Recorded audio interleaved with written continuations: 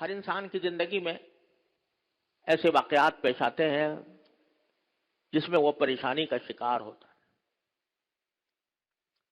اس پریشانی کے موقع پر کیا کرنا چاہیے، یہ قرآن کریم نے ہمیں اس کی جگہ جگہ تلقین فرمائی ہے.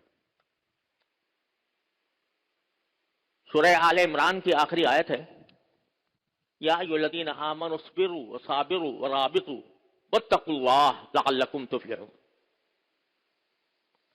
اس میں پورا لائے عمل اللہ تبارک و تعالیٰ نے بتایا ہے پریشانی کے حالات میں انسان کو کیا کرنا چاہیے، جس کا خلاصہ یہ ہے کہ انسان کو جب بھی کوئی پریشانی لاحق ہو، کوئی صدمہ پیش آئے، کوئی مشکل پیش آئے، تو اس کے 3 کام ہیں. میں پہلے خلاصہ بیان کر دوں، پھر اللہ نے توفیق دی تو اس آیت کی تشریح کروں گا.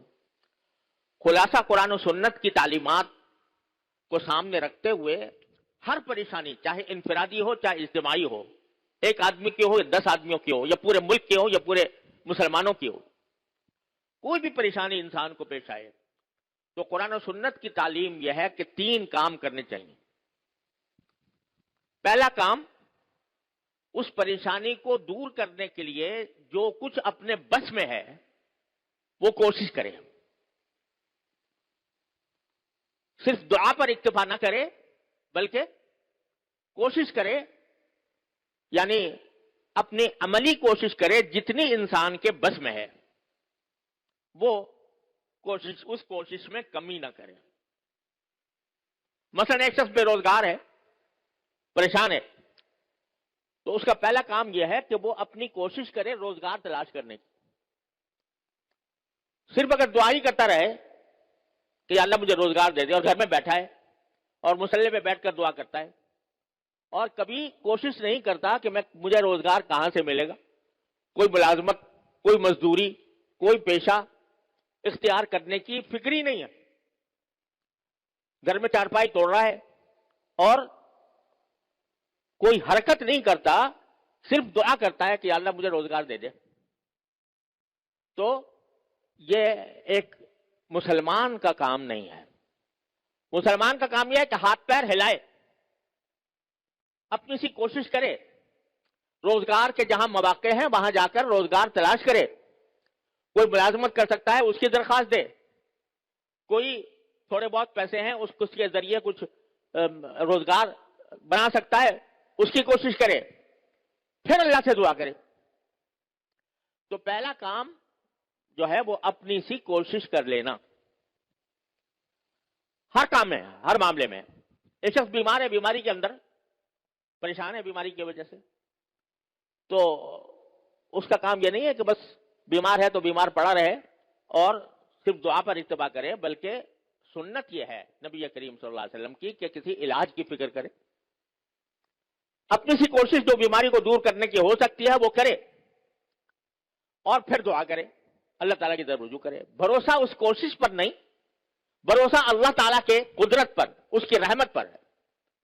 اپنی کوشش اس لیے ہے کہ میرے اللہ نے مجھے حکم دیا ہے، میرے اللہ نے یہ کہا ہے کہ ہاتھ پاؤں باندھ کر نہ بیٹھو، کوئی کوشش کرو، کوئی قدم بڑھاؤ اور اس قدم بڑھا کر پھر اللہ پر بھروسہ کرو، پھر اللہ سے دعا کرو. اجملوا فی الطلب وتوکلوا علیہ. اپنی سی جتنی کوشش تمہارے بس میں ہے وہ کر گزرو اور اس کے بعد اللہ تبارک و تعالیٰ پر بھروسہ کرو، اس سے مانگو کہ یا اللہ میرے بس میں تو اتنا کام تھا کہ میں یہ ہاتھ پاؤں چلا لیتا، لیکن اس عمل کو مؤثر بنانا وہ آپ ہی کے قبضہ قدرت میں ہے، آپ کے سوا کوئی نہیں کر سکتا. اپنی سی کوشش، اللہ پر بھروسہ، اللہ تبارک و تعالیٰ سے دعا اور انابت، اس کی طرف رجوع. یا اللہ یہ کوشش کی ہے، اس کو کامیاب بنانا آپ کی قدرت میں ہے، اپنی رحمت سے اس کو کامیاب بنا دیجیے. اور تیسرا کام، یہ 2 کام جب کر لیے، اپنی سی کوشش اور اللہ تعالیٰ سے دعا، اور دعا کے بعد پھر تیسرا کام ہے رضا بالقضاء، کہ اب میں نے اپنا کام کر لیا، اب اللہ تبارک بتعالیٰ ہی کے قبضے میں ہے، اسی کی قدرت میں ہے، اسی کی حکمت میں ہے کہ جو فیصلہ وہ کرنا چاہے گا کر لے گا، ہمیں اس پر کوئی اعتراض نہیں۔